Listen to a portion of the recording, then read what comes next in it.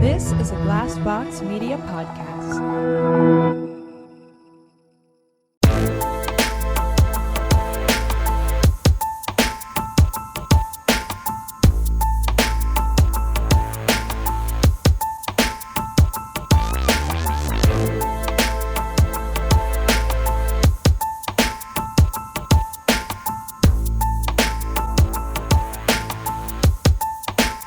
Hey everybody, welcome to My Worst Date. I'm Cassie. I'm Keegan. I'm Christina. And I gotta say, we were talking before we started recording. This is the weird stuff we talk about when we're not recording. Yeah.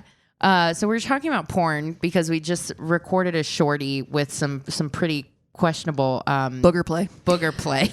Which we did not know was actually a thing. And now your FBI agent is watching you put that into Google. Oh, I and know. it's like, what are you getting up to? But I used to like enjoy porn to some extent. It was a nice like casual like getaway. But lately, I don't know why it mostly grosses me out. Yeah, I hear you. I don't know. There's just something that's like flipped in me, and I'm like, there's no way these people are enjoying that. Like it just like comes off as so fake. Yeah. I think I need to get back to the basics of watching like amateur.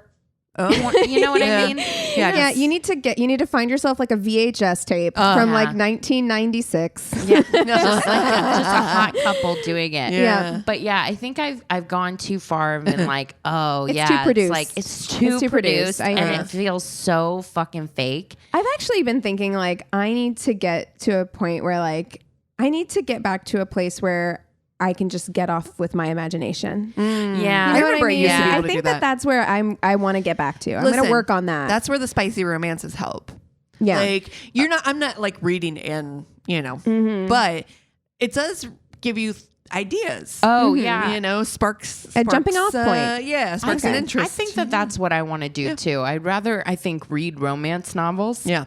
And feel spicy later than like get off to listen, porn. Listeners, Christina and I are going to be on Becky's podcast, Too Stupid to Live. That's right. Sometime next month. We'll let you know the date. But Becky, we did a double date with her. That was great. We've had so much good feedback from that episode. But we are going to be reading an alien romance novel. Yeah. That looks interesting. I saw the cover. I literally just saw the cover and I was like, this is going to be fun. It's going to be a wild ride. It's like a robot alien. Oh. I think. Oh, wow. At least that's what it looks like. Either it's a robot alien or he's in some kind of armor. I know. I'm going to picture Michael Fassbender from Prometheus. Oh. Yeah. That's sociopath. Yeah. Yep. Yeah. Those romances tend to be pretty short. So they're usually like novellas. Yeah. That's fine. That's all I need. Yeah. Look. Yeah. Because I feel that like makes it even better. You're just like, get to the spice and move on. it's hit or miss with me with romances, period. Sure. I have a hard time with romance in books, just period. But I've read romance novels where I'm like, get to it. Yeah. Where I'm just like, we cannot that be one that we read for that was boobies like, and movies. it took like fucking, what was it? It was like like 70 pages just to remove chapters to get so a glove many. off. Yeah. Yes, it was literally like they didn't actually. There was penetration didn't happen until like 100 pages in, and I'm like, that's too many pages. That's too many I'm not. pages. This isn't what I'm not here for the exposition. Okay. Read it that Scottish accent. Oh my god! Because they wrote phonetically for the Scottish accent, and I'm like, you are doing too much. You are trying too hard. That book. Look, if you want to go back in the Boobies and Newbies catalog, it's the very first one we ever did with Callie from Boobies and Newbies, who I love dearly. But that book had everything. It was like dirigibles, ghosts, vampires, fucking like Witches. steampunk. So it was like, the ghosts. So The ghosts. I'm like, are they setting this character up for a future weird. novel? Like, why is this non-person, ghosty, Oh my God. even here? It was so Why? bizarre. Yeah. But What a yeah, time. at least when you're reading romance too, I think the thing that's been getting me about porn lately is like the reactions to like stuff that I'm like looking, I'm like, that doesn't look like it feels good. And they're like, oh yeah. Yeah. You're like, And okay, I'm like, calm down. Jesus, I hope my ma'am. neighbors are Christ. listening through the wall. I do too. Oh my God. And then it's always so loud. And I'm like, I wonder, I live in an apartment. You There's have You to. don't Girl, you have to. What are you doing? Ma'am, what the fuck? Earbuds. Oh my God. I'm just raw dogging porn No, at like you- 2 o'clock on a Wednesday. Oh, no. got it. On your lunch break, you're like, I can get it in. I think I can get it in. I Yeah. just need to relax a little bit. You got to do the headphones. You have animals too. I feel ashamed. No, I can't let them yeah. hear that. Oh, Your boyfriend works from home too. So what does he do in like the other room? listening. Like, what Not the on fuck? Mondays. Ew. Eric comes home early. You're like, oh shit. That's happened. That We've has talked about happened. it. That's We have right. talked about it. Yeah, Yeah. just Porky Pig in it. Oh man. Yeah, because you don't get. Yeah, you just do the no pants. Yeah, just pants down action. Listen, I don't have a lot of time. I'm a You busy gotta person. at least take the pants completely off. No. And you're No, like, usually just I down just around my know ankles. down my pants. I Yep. need. Yeah. I need freedom of movement. Where the fuck are you going? I just, I gotta have like the ability to spread them and Can't. And do stuff. yeah. you No. can't Wow. just. This and is- also, there's some feeling about having like pants around the ankles that I'm like, this doesn't. You look like you're squatting. Yeah, I don't like. This is unsexy. God, this is weird. Poor Thomas. Oh. I'm sorry. No. We've been friends a long time. Oh my God. A lot of information. Wow. yeah. No, porn. I need a new area. I'm like, I don't know. It's not working for me anymore. I gotta just It's trust not my doing it. imagination. I Yeah. think I'm Yeah. just gonna start just coming up with good old fashioned scenarios in my head. Do it the Victorian way. Oh my God, we learned about the Victorian way. Get yourself a steam engine. a hand cranked vibrator. Like my personal favorite's the steam engine Yeah, one. yeah. Oh my God. Pump You had coal to- in. Like, A 2-person job. Yeah, Imagine. literally. No, Imagine asking your partner. Imagine asking Eric to be like, "Can you shovel coal while I get myself off?" Thank you very much. Thanks. No, I'm still trying to figure out that one vibrator that was like 5 feet tall, the Chattanooga. Jesus. I still Wow. don't understand how that works. Yeah. I have many questions. So for context, listeners, we just did a live show, and for our Tainted Love, Christina did the history of hysteria and the vibrator, and with printed out. She did arts and crafts. There were, I like, did. I got a glue printed- stick. It was very printed exciting. vibrator pictures, like old timey vibrators, and yeah, there was one that's like a standing one, and I was like, "What's that top piece for? Like Yeah. where?" It How had do you some get to it? box. It had What's things, in the box? things jutting out of it, and I'm like, where Where do all the pieces go? Yes. I don't understand. I don't Yeah. know. This is, and it's like 5 feet tall, and they were like, "You could buy one for your house." And I was like, Can you try imagine? explaining that?" Yeah. in the 1800s. Exactly. You're like right next to the Christmas tree. The family's coming over. It's a hat rack. It's a hat rack. Don't worry about it. It's for my hysteria. I would love to see one of those on like Antique Roadshow. It's Oh, a back massager. 100. We've been watching Antiques Roadshow like before we go to sleep, and we just like I just think it's one of the funniest things. I don't know why. It's love that so show. funny to me. I start crying laughing at like the random stuff people bring in. It's so weird. So brilliant. It's very relaxing too. Well, it is. speaking of TV, we live in the land of TV, and the writers are on strike. And it's so funny. I have to ask you As guys they this. should be. Absolutely. We are team writers. We are pro- team writers strike. Pro, 100. yeah. So I have to ask you this question because I pass by the Sony studios like when I'm on my way to work because I like taking the side street. I like driving. Yeah. So I enjoy taking the surface roads to work. So every time I pass by, I'll do the honk honk. Yeah. Yes. Everybody acts like that's like the most insane thing. What? Like I'm like Who? that's a pretty traditional thing to do. Yeah, you're It's a supposed to honk do that. in It's support support. of a That's- strike. Yeah. I'm the only one who ever does it. And then the other day I did it, and then some guy was like act like I was honking at him. Like I'm like One no. of the people on strike? No, like the people on the road, the guys, drivers. No, but that is a pretty standard, like your show of Yeah. support. Yeah. Solidarity. Yeah. Well, doesn't look like it's going to end anytime soon when No. you look at what the production No. companies are putting out. Yeah. My favorite new thing. So heard, upfronts just happened where they're Yeah. presenting like ideas for the next like coming seasons for all of the studios, and so like and most of them it's strictly reality and game shows. Oh, yeah. Yep. That's all they're presenting because they're Yep. like, we know this is which is not a good sign for the No, writer's it's strike because not. it means that they're preparing for this to go on for a long time, which sucks. sucks. But one of the things that I won't be watching along with many things. I'm kind of like Christina. You mentioned kind of like going back and watching some old scripted. Yeah, it's a good opportunity to watch stuff you missed the first time. Christina and I are going to watch The Wire together for the first time. I've never watched it. I'm kind of into it. All right, the three of us, let's watch The Wire. We can talk about it together because nobody else is going to care. But for us, it's brand new. Yeah. I'm happy to go back and watch some old scripted stuff. One of the non-scripted shows that's coming out is called The Golden Bachelor. Oh no! Which I'm God, here I for should have this. gotten T-Con on it. Oh my God! Right? I'm actually totally here for this. Listen, So the Variety article says after years and years of teasing it would happen, ABC has finally given the green light to its long-awaited senior citizen season of The Bachelor. The way this is going to be so much more entertaining than watching a bunch of 20-year-olds pretend like they want to find love, because these old people. They know they don't got a lot of time left. They're like, we are here to wham bam, thank you ma'am. I'm trying to bang, bangity bang bang. I am old so people banging. interested I am in watching a little this, interested. actually. And here's the thing, I don't want to, because I'm like, I want to just like not support, but I know.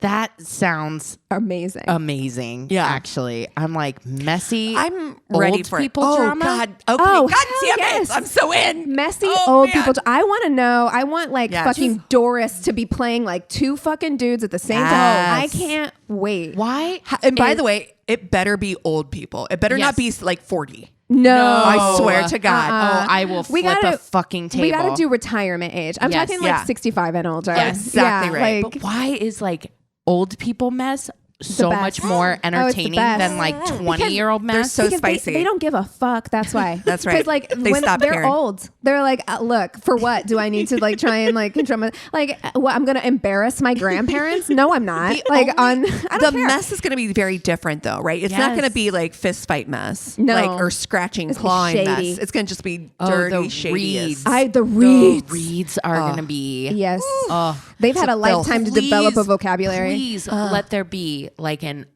over 60-year-old black woman Yes. who just There gives will be. the to God. most There better be. fucking attitude. Yes. There better I be. will live for this. It's gonna be Nene Leakes level. Yes, shade. yes, And I am yes, ready. yes. For Oh it. my God. I think that Okay, this is we're watching incredible. it. Speaking of old people, Harrison Ford was giving an interview, and the interviewee, the person who was asking the question, was like, first of all, it's so funny because I'm like, you're a professional reporter, and she was like, so you've always been hot, and I think you're still hot, is basically what she said. Yeah. And For her. so she was talking about him in Shrinking, and she was saying like he had his shirt off, I guess, at one point in Shrinking, and she's like, basically like, so how do you stay so fit? Like, how do you stay so like thirsty. looking Shoot your so shot. good? Yeah. And Harrison, Callista's on the corner, like I will fuck yeah, she's you like, up. cut you. yeah, She's like, I eyes. may look small, but I will. Eyes on you. Yeah. That's my man. But I love Harrison Ford so much. He was basically yeah. like, I was just blessed with this body. Yes, sir. I love You it. sure were. I fucking love it. Listen, the way I can't wait for the new Indiana Jones. I love I him know so the much. last one was Nah, fucking garbage, great. but I'm like really have high hopes. Dude, my favorite Harrison Ford vehicle is that fucking magic trick. The best when he's high. What? Like he's like stoned. You haven't seen that? Chris Angel comes over to his house, and I can't remember what magic trick he does. But no, don't spoil it. We have to show it to Okay. Cassie. It is so funny. Yeah. It is amazing. Yes, it's amazing. my favorite Harrison Ford. So Okay. listeners, if you've never seen that video, Google that because he just seems so precious. When I was watching I love Shrinking, him. I was like, he knows how to make fun of himself. Yeah. Like I just Okay. think that he's the best. Are we going to Harrison Ford We got it. Are we going to characters. FMK Over Harrison- 65? Or yes, where are we going? Are we going to go to Harrison Ford characters, or are we going to do Granddaddy Spice? I think Granddaddy Spice. Okay. Yeah, I think Grand so. Spice. Grand Spice. Ooh, well, I think we have to have Harrison. Yeah, Yeah. got to. Yeah. I think you have to include Xavier, Professor Xavier. Oh, Patrick Stewart. That's a good one. All right, Absolutely. great. That's a Granddaddy good one. Spice. Yeah. Who else is? You know what? We could do Sean Connery. Ooh, He's older. he's very older. Did you see that thing too where people were trying to decide? They talked about it on Daily Zeitgeist where there was like a debate going on Twitter Yes. about Robert De Niro and Al Pacino, who's aged better, who's Oh my hotter. God. I think we need to weigh in. Who is hotter? I am a young Al Pacino. Pacino. Oh, when we're talking about when they were young. Yeah. Yeah. Okay, but have you seen Robert De Niro? No, De Niro. Sorry. De Niro Yeah, in The I'm sorry, De Godfather Niro. Part 2 Fuck. is so hot. He is so hot in that. In I'm that, sorry, he's hot. Uncomfortably hot. Yeah. There's something about that mole. I have a real serious problem. I'm gonna get Enrique Iglesias. Like I love. My mom has one of those above the lip. One of those moles. I don't know why it's super hot for me.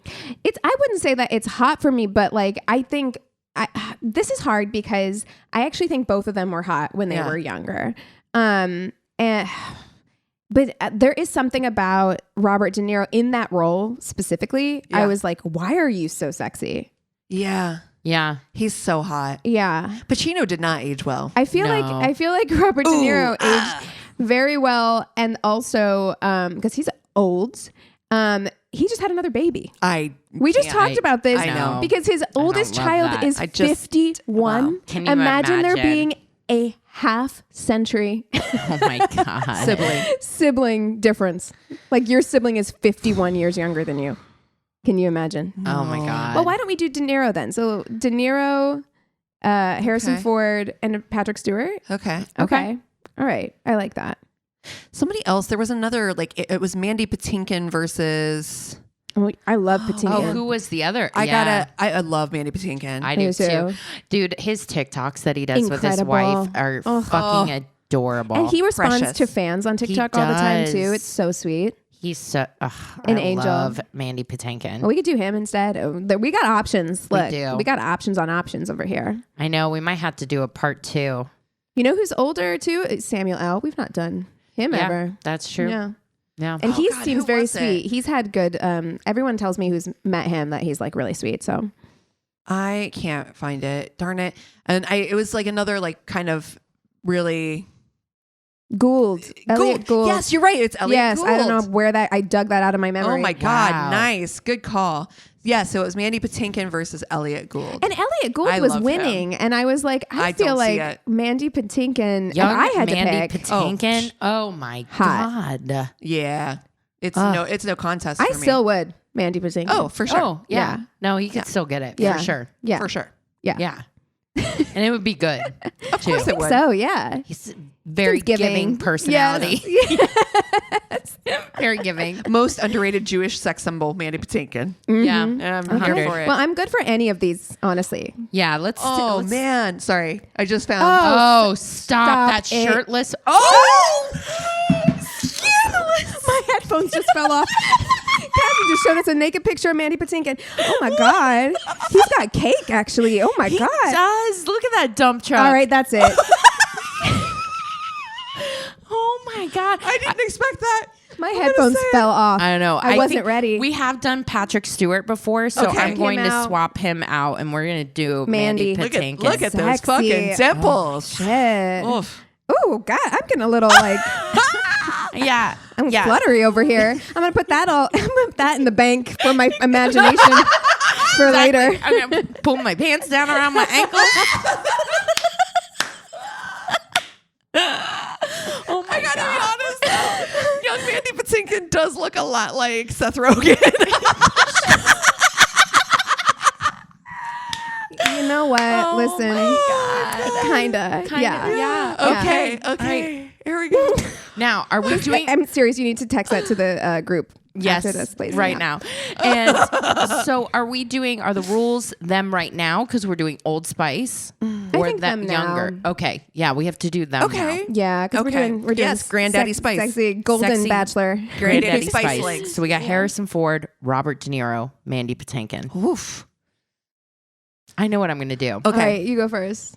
So I'm going to marry Mandy Patinkin. Yeah. It's a good move. Yeah. Out of the 3, he's so giving, and he's so that like old husband that has been married for years and is just so broken in, which is lovely. You Yeah. know, like, Yes. Just perfect. And he Just- seems like a really good dad too. Like his, yes, when you his see him with his relationship kids, with his it's- kids. Yeah, and he's been out there supporting the writer's strike. Like Yes. he's also been like, Love "Fuck him. you" on Twitter. I love him. I love He's- him. Yeah. he's doing great. And he's just he's got this sensitive spirit, this artistic spirit. Yeah. I just feel like the conversations would be really good. He's so, sweet, Yeah. emotionally vulnerable. Love Just- He looks like he can cook. Looks like he spends time in the kitchen. Yes. I get that energy. Yeah. you know? With a Yeah. good bottle of wine. Yeah, really good yeah. ingredients, you Oh, know. man. Oh yeah. Mhm. Yeah. He'll go to the farmer's love market this with for you. you. Wear a little goofy hat and go to the farmer's market with you. Yeah. Yeah, I love it.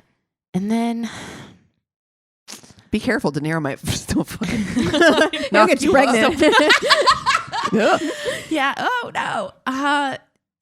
Out of the two of them, I think I'm gonna fuck Harrison Ford. I think is the one I'm more attracted to. Page. I'm gonna do the exact same thing as you. Me too. All three of us are gonna do the same thing. Yeah. And actually, I feel like Harrison Ford has still got it. Yeah. I feel like those hips don't lie. I feel like he's gonna he's keeping it tight. He can work Listen, it. even if I have to do more of the work, I'm fine with it. I'm fine with it. I'm He's fine worked with that. hard. He's had earned it. He has. He You can know just what? relax. Listen, Just relax. Granddaddy. Yeah. Take that blue pill and just lay down. I got the it. name of the episode. Take the blue pill and lay down. Oh my God. I can handle it over here. Oh my God. Oh my God. That's awful. Well, Well, I'm gonna have to Yikes. explain this if I ever meet them in real life. Oh, I when mean, you do. Yeah, Yeah. when it happens. Yeah. yeah. What if De Niro's like, wait, so why didn't you pick me? Oh my God. Oh, I know. De Niro will get upset. I feel like Yeah? if he knew that, like I'm sorry, bruh. yeah, I mean, yeah. Sorry. Godfather De Niro. Yeah. I mean, No, we're he talking. could Okay, ruin my life. All right. If we're gonna do, So young. Young. Yeah. Sure. Okay. Young is a different they're story. all fucking hot when they were young though. Yeah. Like I just saw that picture of Mandy Patinkin, and I Okay. don't know that I can get Okay. it out of my head. I would have fucked Robert De Niro when I was Yeah. younger Yeah. because he seems like a fucking asshole. Yeah. Do you know what I Yeah. mean? Totally. And I would have accidentally to married Harrison Ford. Yeah, fuck assholes. Robert De Niro also likes black women. Yes, he that's does. right. Yeah, he loves black women. So I'm Yeah. like, I feel like I could really like You shoot got my men. shot. I could shoot my shot with young Robert De Niro, and that man was hot. That's a mistake I would have married. I think. Oh. I'm not saying like if we're doing FMK that I would choose to marry him, but I'm just saying if he offered Yeah. in the 70s, I probably would have been like, yeah. Yeah. We're doing this. Yeah. Yeah. I would have married young Harrison Ford without a question. Yeah, I probably would have slipped up and married a young Robert De Niro, Yeah. and would I wouldn't have made that and then mistake. would have fucked Harrison Ford, Yeah. young Harrison Ford. I would I would just mix. You I know would what? switch that. I'm big on, I talk a big game, but in the end, I'm big on nice guys. I probably would have married young Mandy Patinkin still. Yeah. I would have married him. I would have fucked both Harrison Ford and Robert De Niro. You know what? Together. Honestly, At the At the same same time. Boop, boop, boop, boop. Add that to the bank. call me rotisserie. No, but I had a big crush on Han Solo. Big. Oh, crush. yeah. yeah. Yeah, Oh, yeah. when I was a kid. So Yeah. That was a good one. And I always think about that. I don't know which Indiana Jones it was where he's teaching and the girl has like "I love you" on her eyelids. Yes. Do you remember? Oh She my like God, blinks and she yes. has got like "I love" because he's like hot teacher. So listen. Yeah. Yeah. Yeah, an Works for me. archaeologist for Indiana Listen, Jones. are you fucking kidding? Say no more. I'm gonna do 2 slides, one with them old and one with them young for Yeah. for our Instagram so that we can get a good, well-rounded view. Get your feedback. opinions, get your votes in. Yeah. See what you guys would do. And yeah, definitely give us suggestions for round 2. I would post that picture of Mandy Patinkin if I felt like it didn't violate Instagram standards. It was on Twitter. Doesn't violate mine. I'll tell you that. It was on Twitter. I was not expecting I it. really when I was wasn't. like flipping through, I was like, it's just him with the shirt off. What? Almost knocked me out of my chair. It really did. Oh man. Well, you guys want to take 5 and we'll come back with stories? Sounds Yes. good. And we're back. Okay, I have the Tainted Love, so I will start us off with stories. I'm anticipating Christina to be very triggered by this. Okay. Oh no. First, my very first real date. I was 19 and he was a classmate who had been hounding me for a date since class started. I knew it was going to go badly within seconds of showing up. Oh no. We'd agreed that I would drive to his apartment and he would drive us to a by the slice pizza place and then see Daredevil. Oh no. Okay. Should have known it would be bad in the planning phase. I know. I arrive half an hour before we have to leave and he lets It's me in. Yeah, half an hour early. He lets me in with a grunted hi before returning to his computer chair. He has no things. There is a computer with a desk and chair and a lawn chair in his otherwise empty apartment. And you know what? It's bad, but this sounds like a college dorm. Like, you know, I'm like, he's 19. Yeah, I'm like, that sounds about right. I was like milk crates. Yeah, you're using all on the kinds floor. of stuff that you shouldn't be using. Yeah. Lawn chair is fun though. Yeah. I try to strike up some conversation, but he's at his desk furiously typing and has no interest in speaking to me. What are you playing? I ask. Dark Age of Camelot. Oh my God. So you want to take off? I try. He tells me he can't leave early because he needs to meet a friend and sell him a fake sword for fake money in the game. Right? He's like, I got to meet him at this specific time. Sorry. I did not mean to interrupt your side quest, bro. Right, exactly. Wow. I sigh and sit down in the lawn chair. I keep trying to talk to him, but he's uninterested. The time to leave rolls around. Let's say it's 4 p.m. for clarity's sake. And I get up and tell him it's time to get rolling. He tells me his friend hasn't logged in yet. So he's late. Let's go. You don't play MMOs. You don't understand. I have a reputation in this game. I can't just stand this guy up. Goodbye. Goodbye. Yeah. In the game, his reputation. So you know what? can't stand up a virtual person, but you're in real life. There's standing a real me up. life girl here Yes. in front of you that like you have been trying to get to go out with you for forever. Like, are you serious? Yeah. Okay. No, you blew your shot, man. Yeah. You blew Absolutely ridiculous. So she says, he's not there. Let's go. And he says, we can push it back another half hour. It's fine. Okay. No matter what I say, he won't get up and he lapses back into typing and ignoring me. 4:30, I tell him the time. I am bored and starving. He won't move. Says we'll catch the last showing of Daredevil at 7:30. No, we will not. No. And that will give us another 2 hours to wait in his empty apartment. Nope. Girl, this is definitely 19-year-old behavior because I would have been out. Yep. Out. 6:30, he hasn't spoken with me. So 2 hours. Shit. 6:30, he hasn't spoken with me except to grunt when I try to spark conversation. Girl, why are you still Why there? are you still there? He refuses to move since his friend hasn't logged in. Your friend is 2 hours late. They are not coming. No, he suggests we skip dinner and just go to the 7:30 showing. I protest, but he just insists. I don't understand. Let me tell you, I don't understand how important this is. Let me tell you that like you will never, ever Nope. get a hungry girl to like you. No, you sure won't. Nope. That's right. That That's ain't good it. advice. It is. Put that on a shirt. Yeah, keep me fucking fed. If you're gonna keep me here, you better Postmate something. Yeah, exactly. Give me some tacos or some shit. Something. But you will never, ever get a hungry girl. No. Yeah. 7:15. It is now time to leave to watch a bad movie while starving. He's rooted in place. I've been here since 3:30. Fuck you. I tell him it's his friend's fault if he doesn't get this sword and it's time to leave. My date continues protesting. I suggested he call the guy and tell him to log in so we can leave. He doesn't have his number. Email him. He doesn't have his email. Turns out he has no way to contact him because not only is this guy not an actual friend, but he doesn't even know his Toon name and was supposed to have met him at noon through a mutual friend who is also not on. So he's been waiting. He's been on this game for 7 hours. Oh no. Waiting for this guy to show up. That is not a good look. He insists he needs a few more minutes to see if he turns up, or his magic sword selling reputation may never recover. Listen, the way I don't give I a don't fuck. care. I am out of here. I don't That care. is not a relationship starter. No. Imagine that's your relationship. That's the biggest red flag. Fuck No, off. you're not changing this, man. No. I tell him I'm leaving to go get Taco Bell. Yes, girl.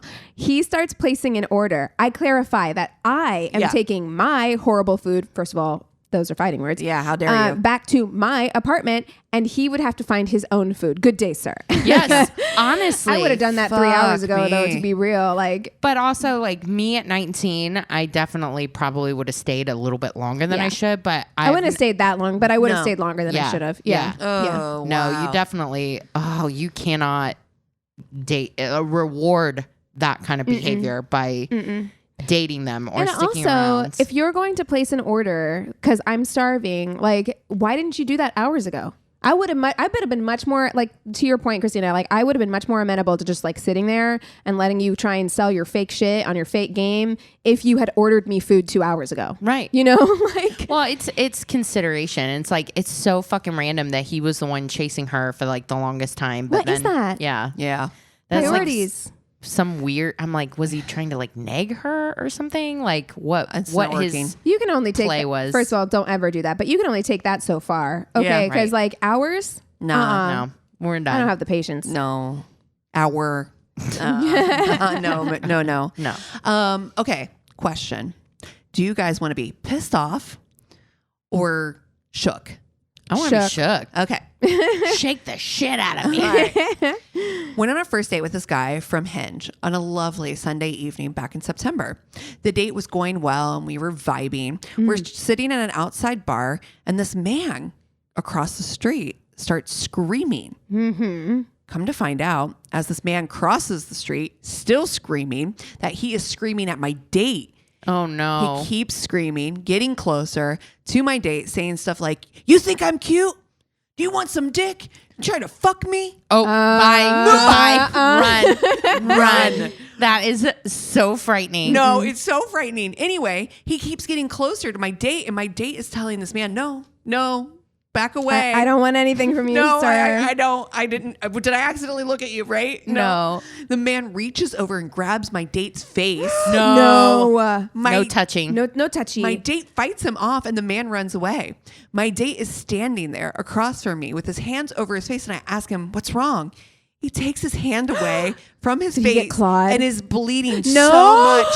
Now you need a shot. Because Turns underneath of people's fingernails is fucking disgusting. Turns out the man had a knife. Oh my God, that's so much worse. And had slashed my date's face Joker style when he grabbed him. Oh my God. That is Can you fucking terrifying. imagine? Oh no, that is so scary. So fucking scary. They're just like having dinner outside. At Oh my this God. point, everyone around us at the bar is realizing what just happened and starts to try to help him with the bleeding. Cops show up and acting like clown school. Surprise, right? Yeah. But I won't get into that part. She says, fast forward, I Uber my date to the ER. Yeah. It's cheaper than an ambulance. This is America. Yeah. Yeah, Like- truly. He has to wait a while until the doctor could see him. His friend showed up for a little bit, and so did his roommate. His roommate and I stayed in the ER just to make sure he was okay. Around 3 a.m., my date is all stitched up and ready to go. He had to get 15 That stitches. is so Jesus fucking Christ. scary. Yeah. Oh my God. Ugh. Wow. I reached out at some point to ask him how he was doing and whatnot, and that I'd like to see him again once he was all healed up. And he said yes. He ended up ghosting me, and I ended up just getting therapists. Yeah. Yeah. No, Yeah. that guy's like, I don't want to relive that Yeah. trauma. No, Yeah, that's why God. it's my first reaction is run. Yeah. Yeah. You can't fucking engage. There's no No. reasoning, when somebody Yeah. is just going off like that. Just run. Well, and I mean, run. I would never even imagine that it would turn into that. Like, to me, I'm like, what man. the fuck? I would also just be standing there like, is this really happening? Scary. God, that's so scary. Yeah. Ugh. Well, here we go. You guys ready to go on a roller coaster ride? No. I wish I were kidding. I'll describe it in chronological order. I love it when a story starts out like that. And you're like, okay, we're buckled in. You're Okay. setting the tone. First, match with girl on Tinder and ask her out to restaurant. Second, meet said girl at the restaurant. While eating, she strikes up a conversation with a guy outside of the restaurant. We're sitting at a window table. 4, they somehow start talking about drugs. She asks him if he has any. He had cocaine. Oh. He gives her some, and she snorts a line in front of me at the restaurant. Oh, That is so bold. wow. Stranger drugs. At Listen, your table. In public. I feel like we got to do a PSA. In these days, you cannot be taking stranger drugs. You from people. can't take You stranger cannot. drugs? You don't know what's in They're there. like at a lovely bistro or She just snorts it right off the tape, right off the fucking like white tablecloth. First Like, of all, we need to talk about the fact that cocaine is not legal. That No. marijuana is legal in many states. No. Yeah. but even then, look, I was mean- offered stranger weed at No. Fish, and No, I'm of still course like, you Yeah, do. you don't know what it's no. laced Like, with. I'm Yeah. not trying to like accidentally smoke PCP right now. Could you imagine? Oh my God. So we finish, and I'm about to say goodbye. She offers to bring me to her place because she wants me to meet her parents. I didn't want to say no. When she's on cocaine. No, I'm not going to go meet your parents when you're fucking high on cocaine. No. I was curious and I said yes. Of course. Curiosity gets you into all kinds of weird situations. I was still processing that she did a line of coke from a random guy. And yeah, so I had to know what was next. She says, cool, but if they ask how we met, tell them it was at an AA meeting and you were introduced by a guy with purple hair. No. Why is it so specific? Because maybe they know that like the person who runs her AA meetings has purple hair. Yeah, like adds legitimacy to the story. But I'm just like, what a way to casually drop that you're in recovery after you've done cocaine. Yeah. He goes, the red flags were screaming. Yes. Yeah. The restaurant was a beer bright. and draft specialty restaurant and she was drinking. She starts backing out in her car and I tell her to stop because a car was passing. She was not paying attention and hit the car. Girl, oh my God. Get it together. Fix your life. I feel like Ayanla. I'm just like, you got to get it together. Get it together. You're not ready for dating. No. You're not ready. Number 8, I tell her and the other driver to park along the curb. Other driver was a teenager who didn't know what to do. Poor baby. So I walked them through exchanging info. My date says she's planning to run and asks if I think she can get away with it. Oh my God. I like that she's like processing it out loud. She's like, I'm just gonna go. You shouldn't. I'm just going to get the fuck out of here. You want to get in? I think we're just going to leave. I say no and to pull to the curb. I tell the teenagers to get photos of the damage, photos of my date's license plate, and exchange insurance That's info. a good person. Good like, for you. Take care of those teens. They don't know. Wow. Right. Oh, no, there's more. So finally, my date provides the info and then reveals to me that her insurance isn't active and her license is suspended because she had a recent DUI. Of course. I tell the teenager to call me if there are any issues because my date needs to take accountability and pay for the damages. Fuck yeah. Never talk to that girl again. No, that's fine. Fast forward a year. I'd ask that teenager for a ride. I'd be like, can you take me back to my car? So now I'm driving for DoorDash and get an order to a street that seems familiar. No. I pull up and recognize the street name and house. The way I'm just throwing her food, speeding Run. up. I'm putting the dash in DoorDash. I look back at my messages and see it was the exact address date sent to me a year ago, and the photo matched the house that Google Maps pulled up when I was pretending to open up directions after leaving the restaurant. Instructions read, leave at door. Thank God. I dropped that order off and drove off quicker and quieter than I've ever done for any order Just ever. sneak tiptoeing to the door. You just literally yeet it at the door. 100%. Run. They're like, See why you was later. my order so fucking beat up? You look at your driver, you're like, uh-oh. Oh, no. Oh, my God. No. I can't believe that she wanted to go see her parents when she had been drinking. Like, You mess. because your parents know. Oh, like, yeah. If you show up like you've been drinking, you're on cocaine. Like, Honey. They Yeah, know. you're not pulling one over. No. I don't know. It's listen, I've had messy times in my life. Listen. I definitely have. Yeah. I'm not going to lie. I'm Same. not better than anyone, but maybe, not date during that. If you're going to be destructive, do it. Do it alone. You know what I mean? But maybe don't drag innocent people into it. Yeah. Wow. Oh, wow. Well, you guys want to take 5? Yeah. Yeah. All right. And we're back. Keegan. All right. So this story is actually pretty famous. I'd seen some things on it before when I was on my like YouTube kick where I just let videos play. So I'd seen a few specials like Dateline type things on this case before, to the point where like I had to go check our spreadsheet because I was like, I have to make extra Double, sure triple, yeah. before I start this that we've never done this before. So you might recognize it. Okay. But just let me know if you know it Got as we it. go through. Okay. So Michelle Marie Summers was born in 1957 on January 15th. So she's a Capricorn. Michelle grew up in Concord, California, where she was like really popular. She was really talented. She played the violin. She was on the drama team. She was a cheerleader, and she was stunning. Like this girl was so beautiful. Concord, California already sounds familiar to me. Yeah. She was so beautiful. She was homecoming queen, and she was Miss Concord in 1976.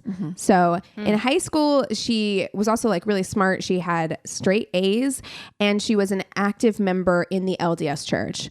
It was while attending church that she met Martin MacNeill. The two seriously, like they looked like Mormon Ken and Barbie. Yeah. Like they were like blonde, beautiful couple. Tracks. And they eloped just months after meeting in 1978. Wasted no time. And a big reason why they wasted no time is because Michelle wanted to start a family right away. Like her dream was like, I want to be a mommy. So the first 5 years of their marriage, they have 4 children. Wow. So like back to back. Bam, bam, bam, bam, bam. Mm-hmm. Woof. At like that young too. 21. It was when they got married. God. Yeah. That sounds... Yeah. But it's what she wanted. And everybody was like, Michelle was such a good mom. She adored her kids. Yeah. Her kids adored her. It was that's not uncommon, to be fair. Like, I mean, especially in that faith. Yeah. And also at that time, too. Truly, what is that? truly. Like late 70s or Late 70s, 80s? early 70s, 80s. yeah.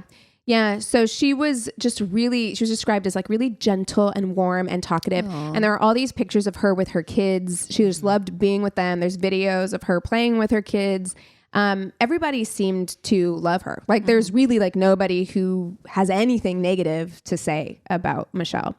The family eventually relocated to an affluent neighborhood in Pleasant Grove, Utah, where Martin got a position as the medical director of Utah State Development Center in American Fork, and he also served as a bishop of their church. As Michelle and Martin's children got older, she, the young children were now like teenagers, right? And she loved being a mom, and she missed having like little kids running around. Yeah. How many of them? With just the 4? So they had 4, but as they got older, she decided that she wanted to have more younger kids. Let's do it.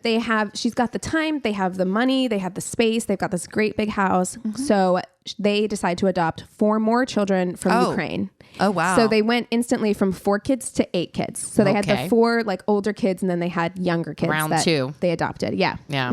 While Martin and Michelle's kids loved their father, like they were all like, he was a really good dad, to us growing up. Those around the couple had a different view of Martin.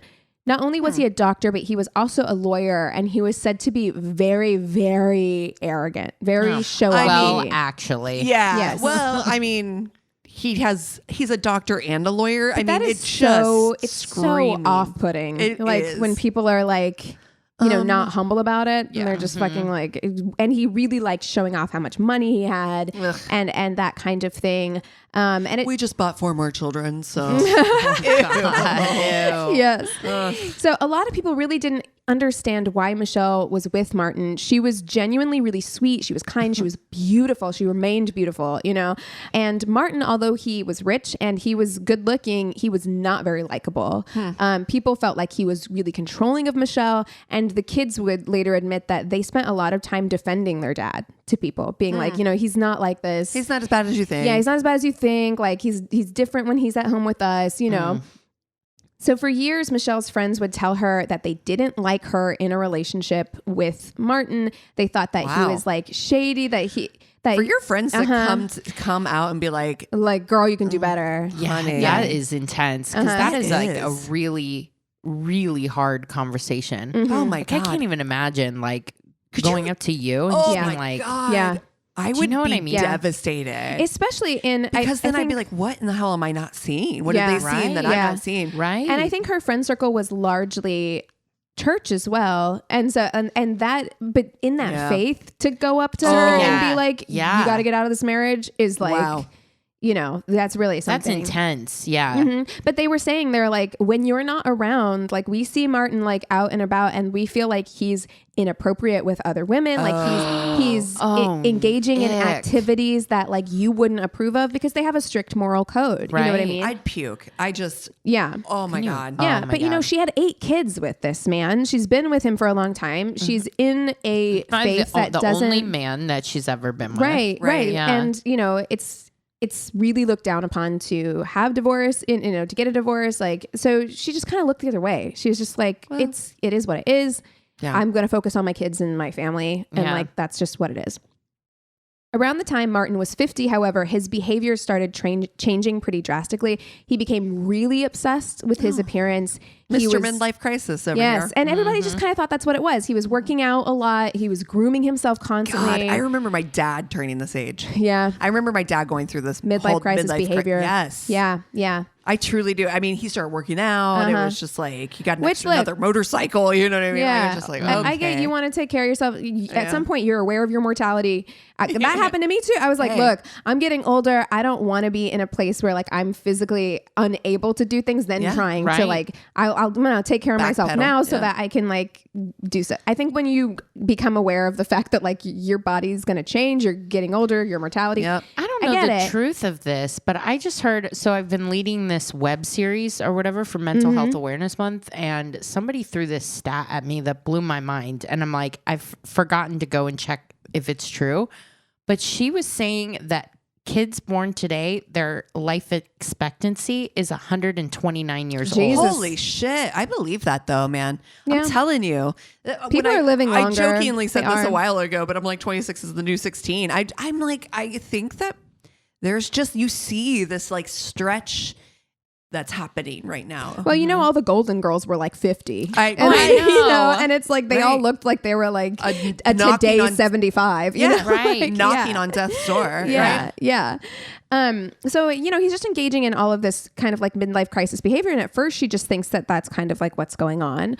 But eventually it got so out of pocket that Michelle began wondering if Martin was having an affair. Like she'd been hearing that too. Yeah. She'd been hearing these things from her friends for a long time. His behavior suddenly changed pretty drastically. The streets are talking, right? So she just straight up asks him, get ready for your face to be on fire. So she asks him, and he actually admits it. He admits that he's been having an affair, but not surprised. Far from being apologetic about it, he turned it around and blamed Michelle. He told her that she had let herself go.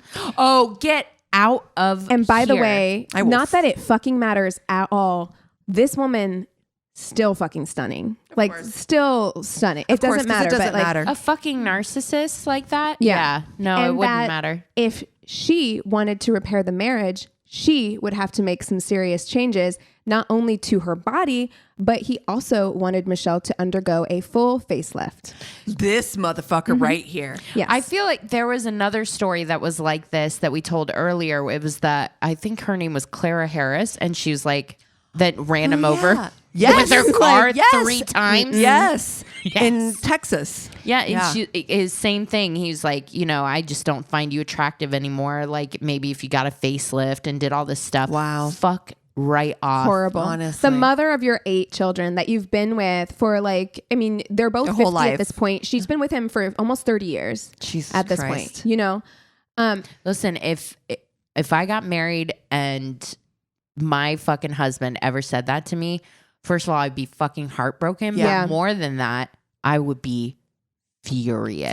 Yeah. But she found out that her husband's been having an affair. You throw a beer on him. He's been having an affair, and this is his response to it all at the same time. That's a huge emotional blow. Like so much at once. Yeah, that's fucking terrible. Yeah. Now, Michelle never wanted plastic surgery. She'd never voiced to anybody that she had wanted plastic surgery, that she was concerned or anything. I do know this story. Right. But she was desperate to save her marriage. Like she was desperate to save her marriage. She agreed to get work done. Oh, I do know this story. But said that she wanted to take her time with it. She's like, I will do it in the coming months. Martin was like, no, you need to do it right now. I'm going to book an appointment for you within the week. Oh my God. Within the week. Honestly, dude, you can suck a dick and get the fuck out of here. His reasoning with Michelle, as for why she needed to do it right away, was that their daughter, Alexis, who was a medical student, was going to be home. She lived out of state. She was going to be home for spring break. Take care of her. And that she could take care of her. Yeah. Which is really fucking shitty. Like you can't even take care of your own wife. No. You're a doctor. Thank you. But you're like, no, we need to do it so Alexis can take care of you when you're recovering. Oh my God. So Michelle gives in. They go in for the appointment, and Martin gives the doctor all the procedures that he wants Michelle to have. Oh Jesus my God. And the doctor's like, sure. Well, he also drives her because, you know, he knows the medical community locally. He drives her like to a doctor like a couple towns over too. So he wants a lot done. And the doctor is okay with this. The doctor's just like, sure. listen here, just I'm fucking buckle furious. up, man. Yeah, I know. It doesn't get better. I know. So it's a lot of lifts to her face as well as fillers. It's actually so many procedures that the doctor recommends that she space them out. Yeah. Because the amount of time that she would need to be under anesthesia, like the longer you're under, the more risk for complication, that kind of thing. So he's like, good. Yeah. So he's like, you should break them up into a couple of rounds. But Martin's like, no, I want them all done at once.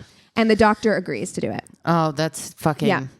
That's irresponsible. Yeah, Exactly. Like, fuck you. So Michelle ended up being under anesthesia for 9 hours. Oh, that's 9 hours. Stupid. During their meeting with the doctor, Martin takes the doctor aside and he's like, hey, Michelle has a really low pain tolerance. I'm really worried about how much pain she's going to be in. I don't think she's going to be able to handle the pain. She's going to be miserable. So can we please have, give me all the drugs. We need more drugs. Oh no. And this is absolutely not normal procedure, but the doctor was like, well, Martin is a really well-respected person in the medical community here. I'm going to go ahead and give him a pass on this one. He knows how to take care of his wife. He knows that like you're not supposed to give her all of these medications at once. And I feel like that would be your normal first thought. You know what I mean? It's not normal for someone to be like, oh, okay, I bet you they're going to use this to kill their wife. Fucking like wife, that's right? just not.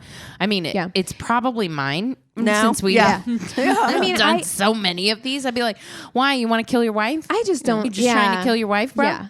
So he prescribes like a whole list of drugs that he normally wouldn't, including Percocet, Lortab, Valium, Jesus, Ambien, and other like just that's too a much. lot. It's a lot. Yep. And he does tell him, he's like, listen, Martin, I know you know this being a doctor and all, but like you can't take all of these at the same time. Like, you know that you can't take all of these at the same time, like, so don't do that. And I'm recording. My name is Dr. So-and-so, Right, and I told telling you.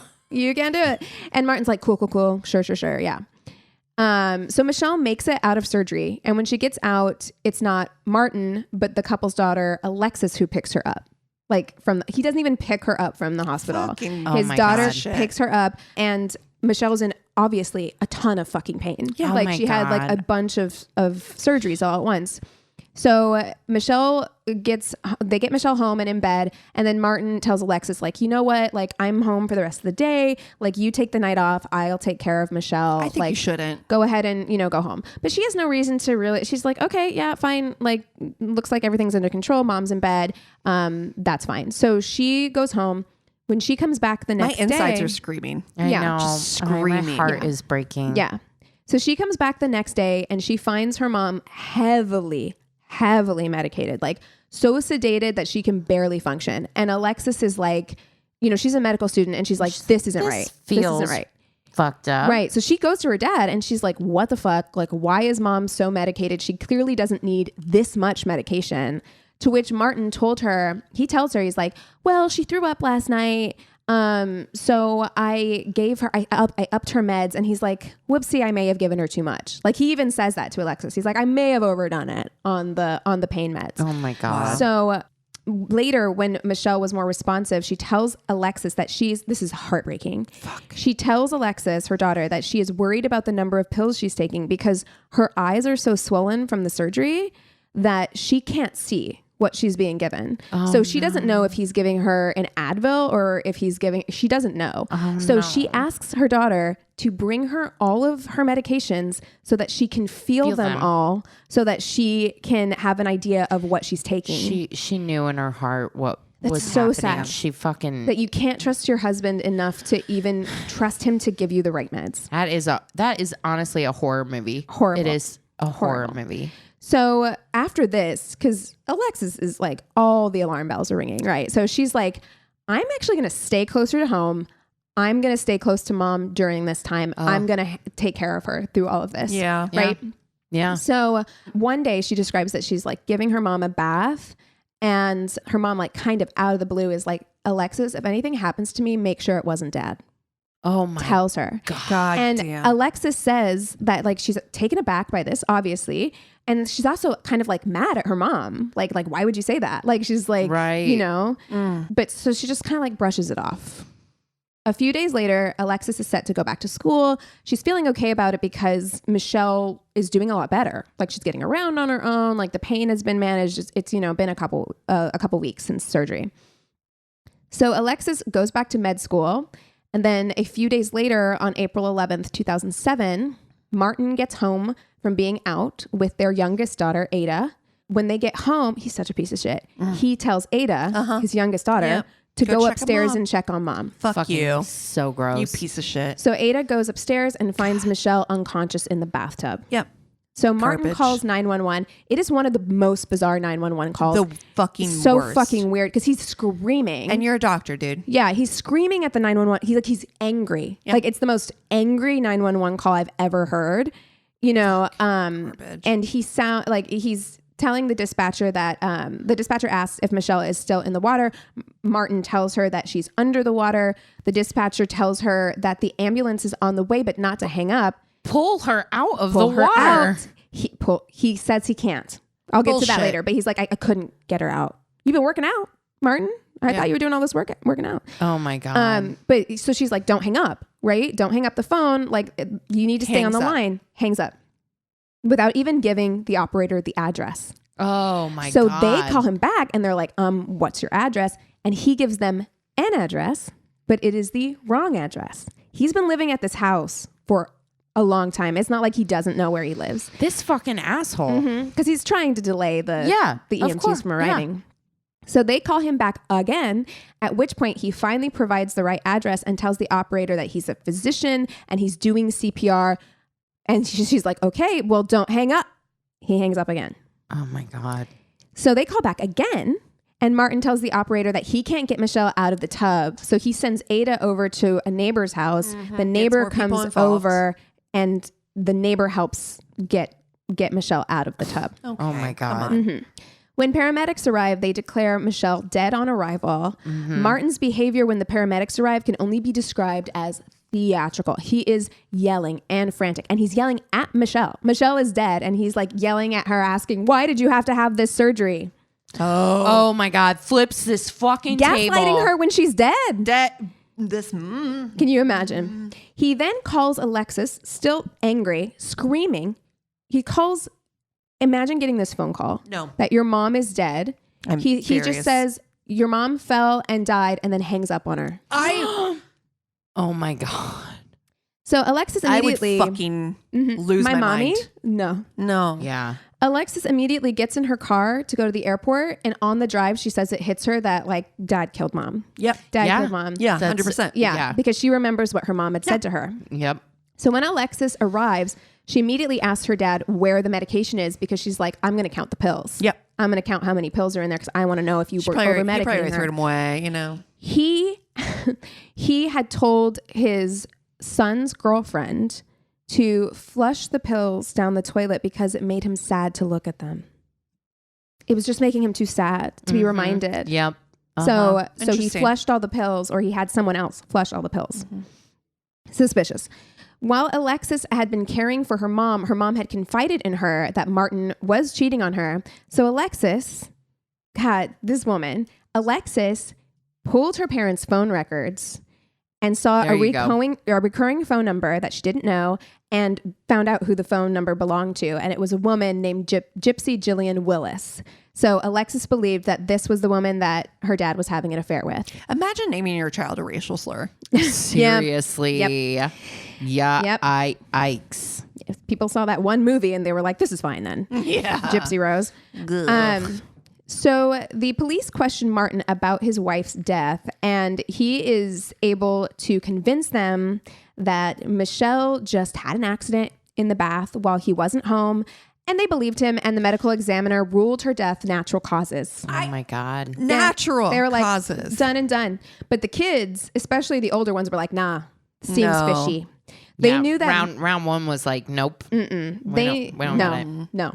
They knew that Martin was having an affair and possibly over medicating their mom. So they're suspicious. They were suspicious from the jump. Yeah. To add to their suspicions, Martin demanded that they needed to expedite the grieving process. They're like, we all just need to get on with our lives. So he insisted on having the funeral just 3 days after her death. Oh my God. Michelle's family, who already didn't like Martin, thought the whole situation was fucking weird. Yeah. And they were questioning whether Martin had something to do with this. And so rumors were swirling within the family. And so Martin, uninvited, all of Michelle's family to her funeral because they weren't being supportive. I'm gonna be there. Well, he was like, if you show up, I will call the police. He's like, it. I'll call the police. Oh my God. So he also call the fucking cops on me. I want them to show up. I would love them to. I'll be there. Love to talk to them. I would love to have some of my thoughts. Well, but they already brushed everything off. Like they just were like, no, it's fine. He also didn't invite most of Michelle's friends. So the funeral was mostly his work colleagues and friends to Michelle's funeral. But you know who was in attendance? Gypsy Jillian Willis was there. I bet she was at the funeral. The fucking audacity. Of being a fucking sneaky this woman is and showing up to this woman's something else. We'll get into it. She's something else. The audacity. So not long after the funeral, Martin decides that he needs help.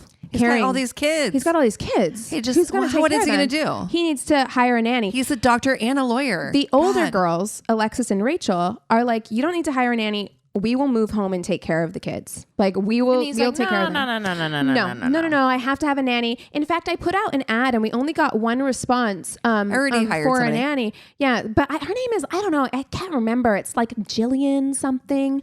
And the girls are like, Gypsy Jillian Willis, bitch, we know who that is. We know who it is. We know that it's your sneaky link. Yeah, we know who that is. But he's like, no. I've never heard of this person before in my life. Who it is? And so when she comes to the house for the interview, he pretends not to know her, even to the point of pretending to forget her name. He's like, oh, what was your name again? This motherfucker right here. It's on your phone records. Yeah. Dude, those kids have got to be just arms crossed. They were. So he moves Gypsy into the house to care for the kids as the nanny. My God. She's got to live there. And it turns out that Martin and Gypsy had met on a dating site and had been seeing each other for years. When they met, he was apparently transparent about his relationship status. He's like, I'm not looking for anything serious. I have the perfect wife at home. Bullshit. Taking care of my kids. And Gypsy said that she didn't care. She's like, nah, I don't care. That's fine. Yuck. And the two bonded over quantum physics, says Gypsy. I feel like that's a fake thing. And immediately after Michelle's death, so, there's Michelle's death, 3 days later, funeral, Gypsy was sending him nudes in that time period. Oh my God. To make him feel better, Cassie. He was sad. She had to send him naked pictures. Christina. Keegan, goddammit. Dude. Don't you. Who is this? Fucking Camilla? She's horrible. Oh, she's just horrible. Like fucking Camilla level of fucking. So with Gypsy in the house, the older daughters are like, nah, this is fucked up. We're not going anywhere. And they start to question Gypsy and their dad about the relationship. And Gypsy gets pissed and is able to convince Martin to kick the daughters out of the house. She's like, I don't want them around. So he kicks his daughters out of the house. Oh my God. When Martin meets Gypsy's parents just a couple months after Michelle's death, they say that he tells them that he never loved Michelle and that he never knew love until he met Gypsy. And by the way, Gypsy's whole family, including her parents, are like, oh yeah, she's a huge piece of shit. Like even her parents are like that that Gypsy is. They're like, she's a nightmare. The mom is like, she bit me once so hard that it left like a huge bruise. She's like that. Everyone in the family is like, Gypsy's terrible. Like Jesus. Yeah. Mm-hmm. Wow. 90 days after Michelle's death, Martin asked Gypsy to marry him. 90 days. 3 months. The police are like, yeah, that seems normal. Right. Yeah. Alexis and Rachel, meanwhile, have been collecting evidence against their dad. Yeah. They're like, not on my watch. Once they feel they have sufficient evidence, they go to the police, but the police are like, you guys are just hysterical that your dad was having an affair. And you don't, and so you're just, it's fine. We don't think anything's wrong here. Bye-bye. Mm-hmm. Wow. So they go to the media, and the media aren't interested in the story either. So they go to the governor's office. They're like, I'd be like calling Nancy Grace. Mm-hmm. You know, Nancy Grace wants to stick her fucking teeth into this. She does later on. She does later on. No she gets surprises. real involved. But they go to the governor's office, and there they end up meeting with two prosecutors who are like, okay, you know what? We'll take a closer look. We'll take a closer look at this. Mm-hmm. So they look into the evidence that they were given, and they're intrigued enough to start digging into Martin's life, where they find all kinds of interesting information. Oh, I'm sure. They find that Martin had gotten into medical school without having an undergrad degree. He'd never gone to college. Never gone to college. He faked all of his transcripts. Fraud. Yes. Somehow had made it through medical school. Jesus. And then just, was a doctor, but had never gone to college previously. What? When they dug into Martin's military service, which he was very proud of talking about his military service, they found that he'd been discharged because he claimed to have schizophrenia, somehow managed to con them into believing him, and was able to receive disability money from the government for the next 30 years. What? Yes. Hey, I'll tell you what. Yep. The government does not money. They don't like being swindled. They don't care about you killing somebody. Yeah, but don't take my money. Don't steal money from them. Don't steal their money. This is America. Money. Very important. They also found that he had done a short stint in jail for fraud for writing bad checks. I thought this was funny because How did she not know that he went to jail? How does the family not know? I think that maybe she might have known that, but it was very short. It was only like a few months, and it was for writing bad checks. And I feel like you could maybe talk yourself. People like this can probably talk themselves out of that. But it made me laugh because, of course, he bought like a bunch of like big ostentatious purchases with of course. But one thing that he purchased that he wrote a bad check for was for a year's worth of chocolate covered cherries. What? I mean, delicious. Wow. I mean, good. I love them. I'm sure he had to have gaslit Michelle into definitely. thinking that was her fault. Be like, course. if you hadn't blah, blah, wanted blah, cherries so fucking bad. Yeah, or maybe he minimized it, like it wasn't as big a deal. Like, he's like, I wrote a check that bounced, and they're taking it way too seriously. It was a mistake. It's a misunderstanding. Yeah. Mm-hmm. While the prosecutors are looking into this, Martin tells Rachel and Alexis that he, and I'm phrasing it like this because it's really the only way to phrase it, and it's going to upset you, that he is planning to rehome their youngest two adopted sisters.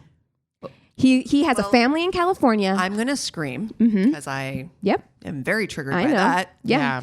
He said that he found a family in California who wants the girls, and he's going to let them adopt them. That's disgusting. That's not a thing. Yep. This is not, you don't rehome human beings. You do if you're trash.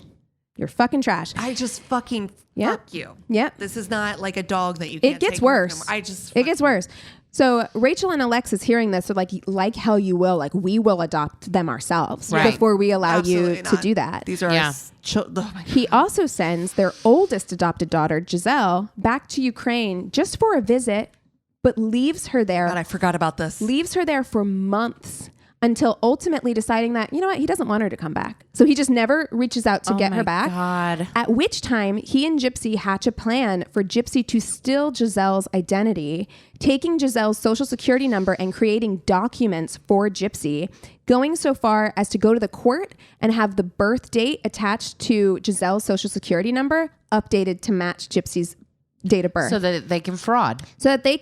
And also because Gypsy has $50,000 to $60,000 worth of debt. So they're trying to just like shed that identity to lose that debt. Yeah.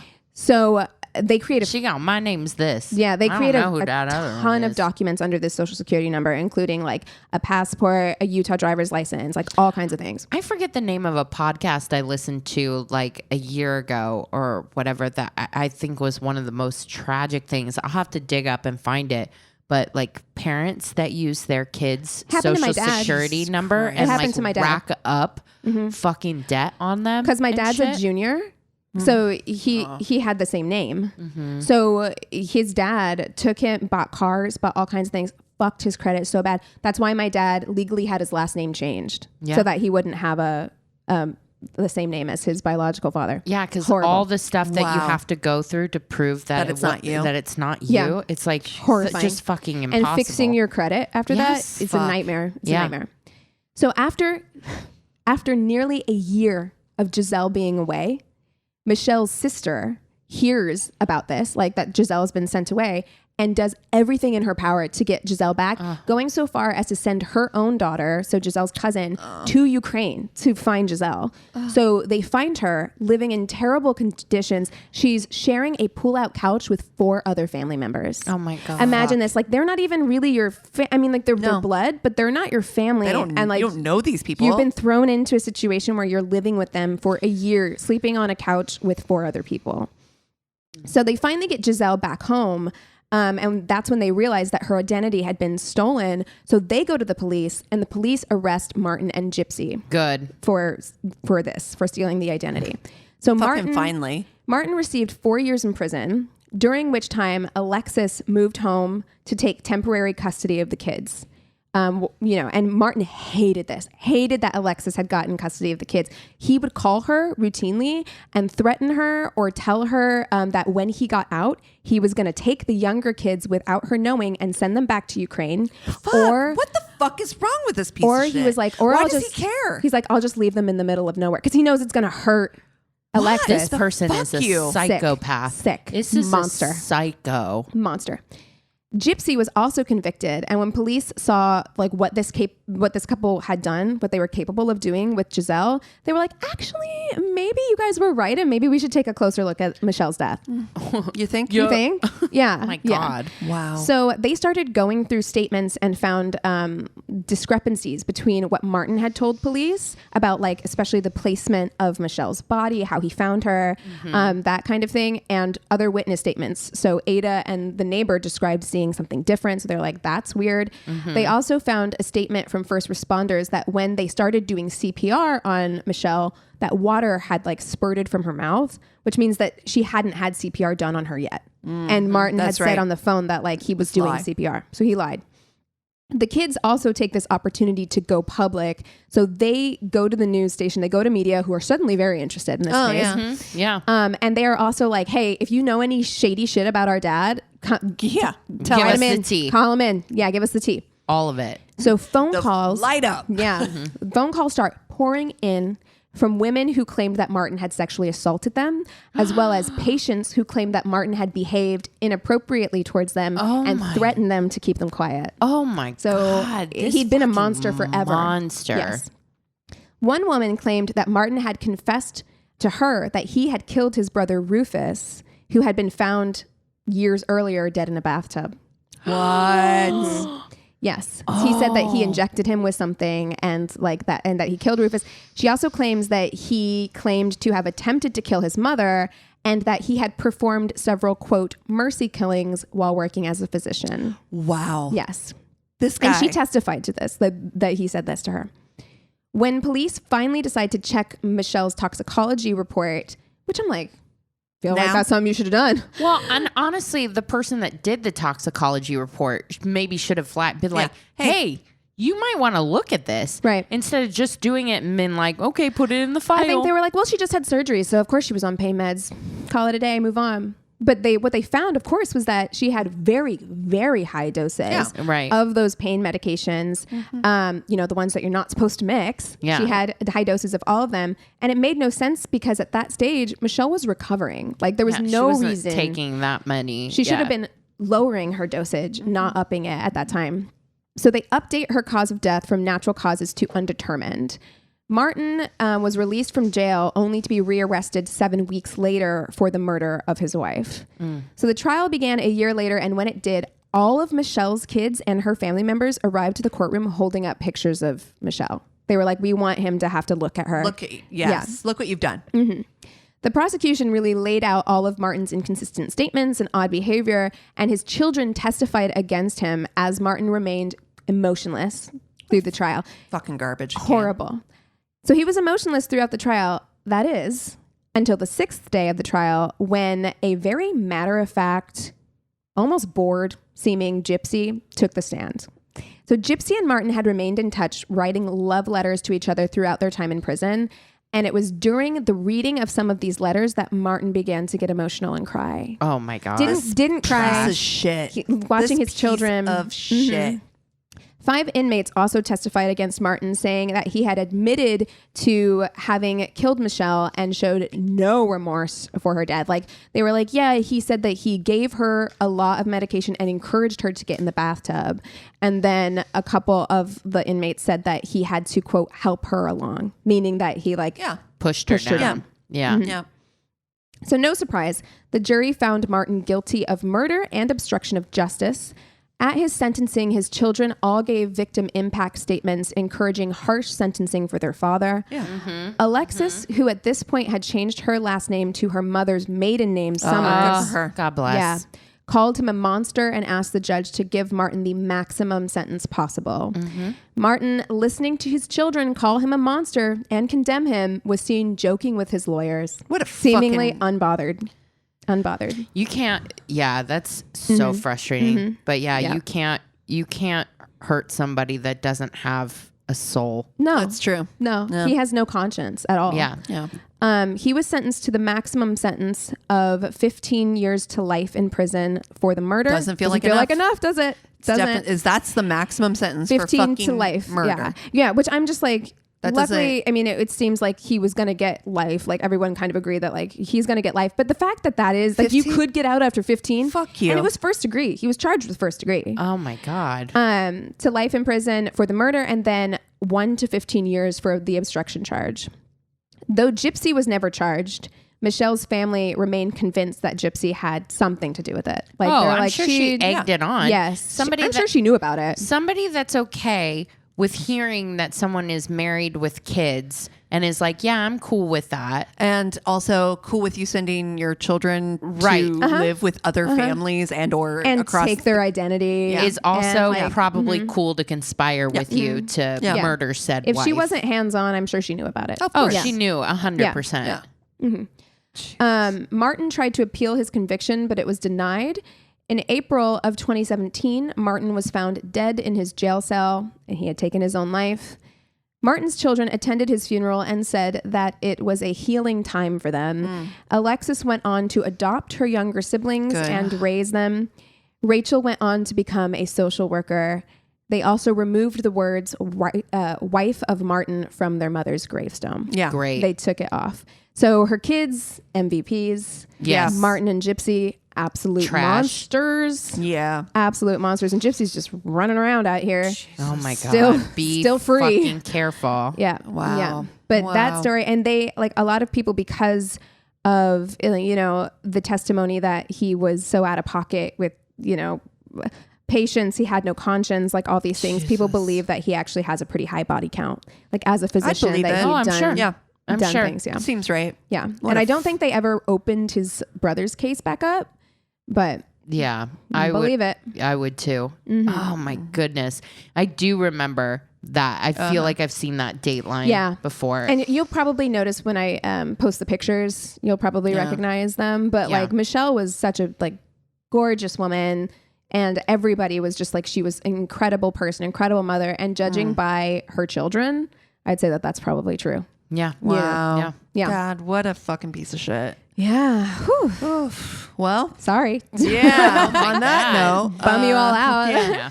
Well, what are you guys watching? I'll tell you what I'm watching. This will be a little uplifting. I did start watching on the Roku channel The Great American Bake Off Bake Show. Okay. And I wasn't sure, you know, because I'm like, this isn't going to translate. Yeah. But they did a really good job of finding very wholesome Americans to put on this show. Nice. And it was actually very like nice and feel good. And you still have Prue and Paula Hollywood. So you have that element. They're still in the tent. You know what I mean? Yeah. But it was Ellie Kemper and the guy from Severance, the like guy with the beard and the curly hair. Yes. The one who wants all the like finger. Zach Cherry. Yes, Zach Cherry. They're the hosts. Oh, I amazing. love that. Yeah, I and love that. they're funny. They're silly. Hilarious. They're corny the same way the like hosts are Yes. corny on the British version. So I would recommend it. It was a very feel good watch. Yeah, Nice. that's great. Ellie Kemper seems like a perfect She's cast. so cheesy. I love it. Which is perfect Perfect. for this type of show. Yeah. I watched Queen Charlotte. Oh, I want to watch it. Yeah, how is it? good? It was good. I keep hearing it was good. It's different. I think like it's much more. It's not like the other not series. steamy, right? Yeah, it's not like Yeah. steamy, but it's good, and it keeps you going. It gives you kind of like a back and forth. Real between the story of their thing Yes. is actually really tragic. It is, and really it sad. does follow some of the things that you know about like King George Right. had Mental they think illness, mental illness, but they think that he had bipolar disorder is what like modern scholarship would lead to believe that that's probably what was going on with him. Well, and also the treatment for things during that time was like poison and not good for you either. It's a really good show. I liked it, and I'm that kind of nerd who's always like, oh, is this actual? And then I go back and like, if you're interested in that, Noble Blood has episodes both on Queen Charlotte and King George, like separate episodes, but she's got 2 of them. So there's one, and it came out fairly recently. I think it's called The Mad King's Queen, about Queen Charlotte. And then they have another one from a long time ago about King George. Yeah. So if you want to know, I teared up in the final episode, in the final scene. I was like, oh, yeah, nice. Yeah. I am deep into Station 11. I've brought it up on the show before. I think we're like 5 or 6 episodes in, and I still don't know what's going on, but I am so enchanted by the show, even though you have no clue. Yeah, I wouldn't know how to describe it other than like intriguing. It's a pandemic, and there's a traveling symphony, and there's also a prophet, and then there's a museum of civilization. Okay, and everything's interconnected, and it's told out of chronological order. It jumps around a lot, but it keeps you hooked. Yeah, like it's weirdly engaging. Yeah, a little bit triggering from the panda part, but sure. I mean, it's nowhere near as triggering as Succession episode 8. Lordy, that Flames. Yeah. The way that like I was hot. I really want to say like I felt like it opened up a lot of things I hadn't processed from that one night in 2016. Guys, when I say that, I'm not ready. I'm not ready for election next year. I'm so tense. Just call it off. Yeah. Can we just not do it? Can we just not have one? Can we just skip it? Not ready. Can we just make Dolly the president? Yes. I feel like we could all. Wholesome. I feel like she could cross the divide. If we are gonna put an octogenarian back into the office, I want it to be Dolly. Right. Yeah. I want it to be Dolly and Willie. Yeah. There you go. There we go. Everybody's gonna be so fucking chill. Oh my God. Just relax. So happy. Everybody can we all just agree to be cool? Everybody. America, that's my platform. I know. Let's just be chill. Be cool, man. Be cool, man. Yeah. Don't be all not cool. Yeah. Oh, wow. Well, hey, if you guys have something that we should watch, if you have your terrible date stories, reach out to us on our one-stop shop of a website. It's myworstdatepodcast.com. And we love you so much. Cheers. This is a Glass Box Media Podcast.